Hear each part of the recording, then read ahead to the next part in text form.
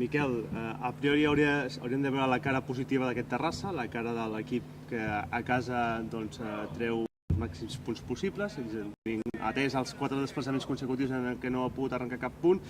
El que passa que m'imagino que ha sigut també una setmana complicada per tot el que va succeir a Vilanova. No sé si veus l'equip realment en capacitat de reaccionar i donar una altra imatge diferent a la que va donar el passat diumenge. Ha estat una setmana difícil.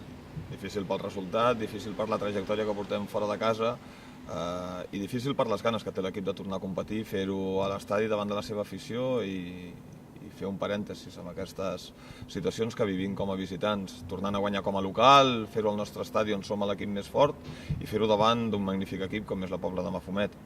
Guanyar 3 punts i deixar la Pobla amb poques opcions de poder en aquests 4 de privilegi seria no només 3 punts, seria més que 3 punts aquesta victòria. Situació similar a la que vàrem viure davant del Cornellà, no? És no només sumar 3 punts contra un rival directe, sinó a més allunyar-los, no? Deixar-los a una distància important, a falta de tan poques jornades perquè acabi el campionat. Nosaltres som conscients de que a l'Estadi Olímpic som un altre equip, però tenim que continuar creixent i tenim que continuar millorant. Els jugadors tenen moltes ganes de que arribi el partit del diumenge, saben que hi ha moltes coses a corregir, hi ha moltes coses a reivindicar, però tot passa en tot cas per nosaltres. Tot i la ratxa de 8 partits de la Pobla, és un magnífic equip, és un dels equips que menys partits ha perdut, és l'equip menys golejat del grup, tot i ser un filial, i és un equip molt jove i de 3 quarts cap endavant té magnífics jugadors, amb la qual cosa la fita és complicada i difícil, però bueno, aquest equip sempre dona una bona resposta davant dels equips grans.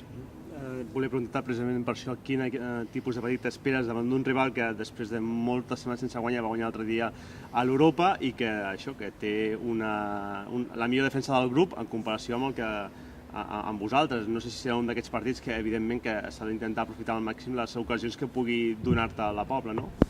Sí, el partit a casa de la Pobla ja va ser complicat, amb un empat a 0 sense moltes eficàcies per part de les situacions d'atac, però molt tàctic. En tot cas, el nostre camp és molt més gran, ells també volen tenir la pilota i, a més, ho fan amb criteri. Jo ja vaig manifestar en el seu moment, amb el partit d'anada, que futbolísticament probablement sigui el millor espectacle que ara en aquell moment es podia oferir, no?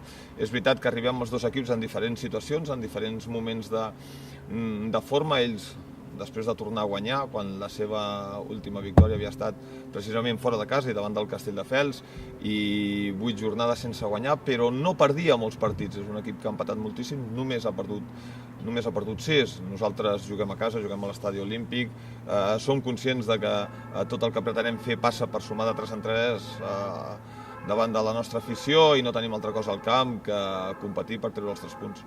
Tornes al vell dibuix aquí a l'Olímpic després de les proves que vas fer a Vilanova i que no van sortir bé? Sí. Una lectura és la que fem fora de casa, on tenim que donar un pas al front, i altra cosa és el que ens ha donat resultat i el que ens fa viure al segon lloc de la classificació i ser l'únic equip que no ha sortit de les 4 primeres places. No, tot passa per recuperar el dibuix tàctic que ens ha donat resultat, tornarem al 4-4-2, si no hi ha cap contratemps en base als jugadors que estiguin disponibles, i evidentment espero que no n'hi hagin, més enllà de la pèrdua que hem patit amb la persona de Miguel Ángel, i tornarem a buscar aquella situació o aquell dibuix que ens ha donat aquest òptim resultat fins ara. Com ha sentat els 2 partits de sanció a Miguel Ángel Lozano? Imagino que com una gerra d'aigua freda per part de vosaltres, no poder tenir aquella prova per demostrar que el jugador en cap moment va menysprea l'àrbitre. Quan hem tingut la possibilitat de demostrar que ha hagut una errada per part del col·lectiu arbitral, ens han donat la raó. El que fa mal és que en aquesta situació no tenim aquesta possibilitat i no podem demostrar visualment que hi ha de nou una errada i que ens perjudica clarament. Crec que amb el jugador ha provocat una enorme indignació, no només amb el cos tècnic, sinó amb la plantilla, amb l'equip, amb el club, perquè Miguel Ángel és un jugador d'un altre tarannà, tot i la seva trajectòria.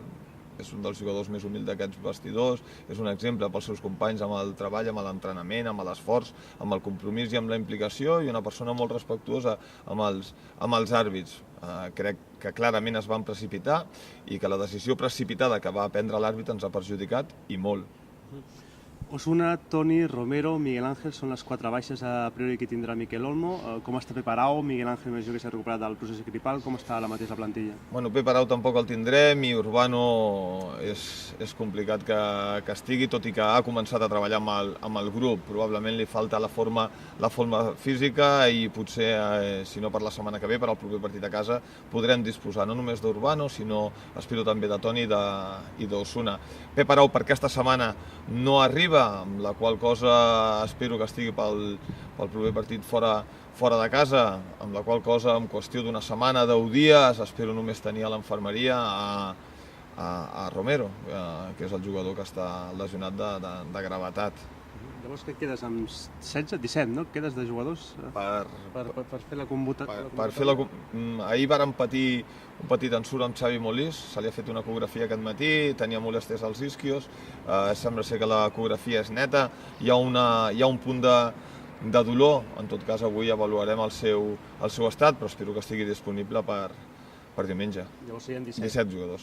Ja per acabar, hem parlat que seria més que 3 punts la victòria i més si repassem la jornada, és a dir, Vilafranca-Prat, l'Espanyol ha de visitar el Gavà, és a dir, no sé què prefereixes, que el Vilafranca deixar-lo més enrere o apropar-los més al Prat, no ho sé. La nostra intenció és viure-ho més a prop possible del primer classificat. És evident que volem estar a prop del Prat i volem aspirar a aquesta plaça que ells ara ostenten. De totes maneres, hem de pensar únicament i exclusivament en el que tenim que fer.